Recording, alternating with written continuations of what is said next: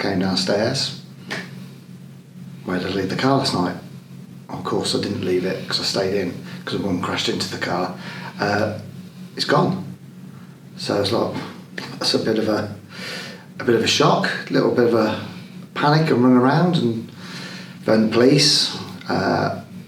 Case open, case closed, done. Insurance company, yeah, we'll pay you out. So we'll just slow down, might get the car back. And they said, yeah, you're not going to get the car back. So we'll just at least wait a little bit before we just decide to write it all off.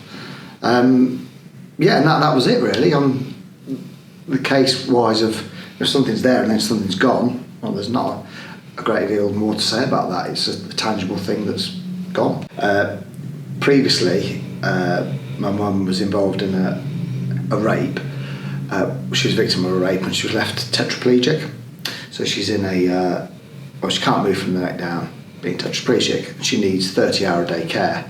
And she has, from time to time, random attacks of autodysreflexia, which can potentially be life-threatening, very easily cured, but you need to know what to do, which the carers do sometimes know what to do, but she also has flashbacks, not so much now, but at the time where, because she can't move, she has nightmares about being imprisoned, and if there's a water infection, of urine infection, it can send her mind into a little different space. So we've had instances where she thinks she's being tortured by the carers and they're beating her, and you just got to be there. Just go round, be there, and she's got a face that she knows is there. So that's a worry when you can't get there, when you need to get there.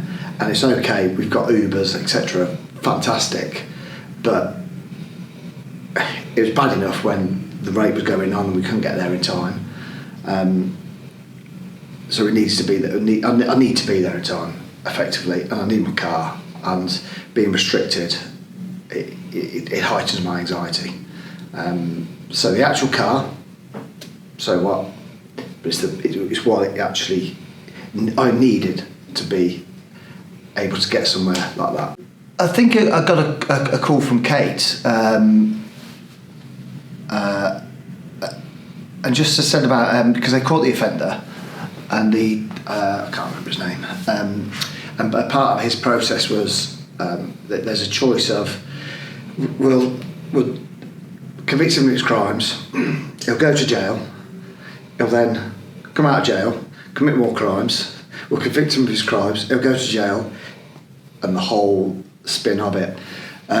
So she said about this is a different way, and hopefully it might make a difference to him, and he might think twice about what he does next time. Whether that's the case or not, I don't necessarily believe, but it's a different pathway, and at least he's, for somebody in that cycle, at least he's got a way to get out of that cycle a little bit, that shows people actually you're not forgotten about, you're not down and out, and that's it, forget about you. There are people that will try and give you the support to help you get back on your feet.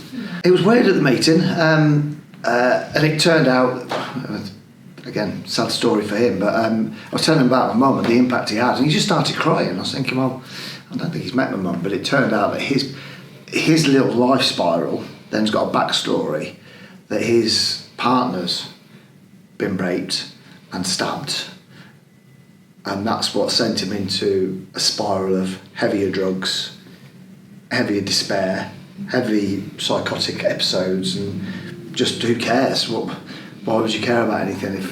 And I fully get that. And so that was it. It was a bit weird that we're having a conversation, meeting about a car, which seemed to be just about a car, but it actually a bit more. But he was saying, I'm going on the right path. I've got to do this. I've got to do that, which was good. Again, my worry would be for him about when things don't go well, because I'm on antidepressants now about the episode and all the anxiety it brings, etc. And there was a point where I was, and these things were happening. I wasn't suicidal, but I was down the path of thinking about suicide. So I was in the process of looking up best ways to do it up and starting to plan, and then realised that I got a great support network. My best friend's there. I drove to his house in the middle of the night.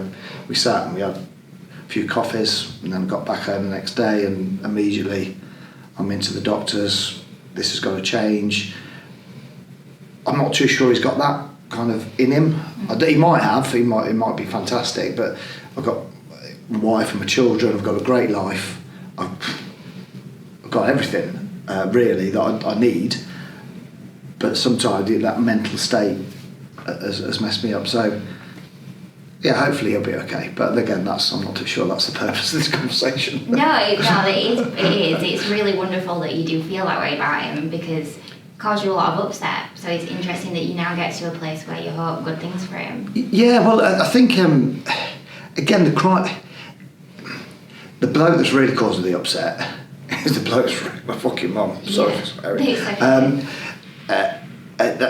So stealing a car, who cares? Really, it's not an issue, but it's that all the little bits of spin off that I need my car, and again it's easily fixed, potentially easily fixed, and it's just. But where's that going to take him? It's only going to take him from one bad place to another bad place to another bad place to then the depths, where hopefully there's support for him to kind of not go to those bad places.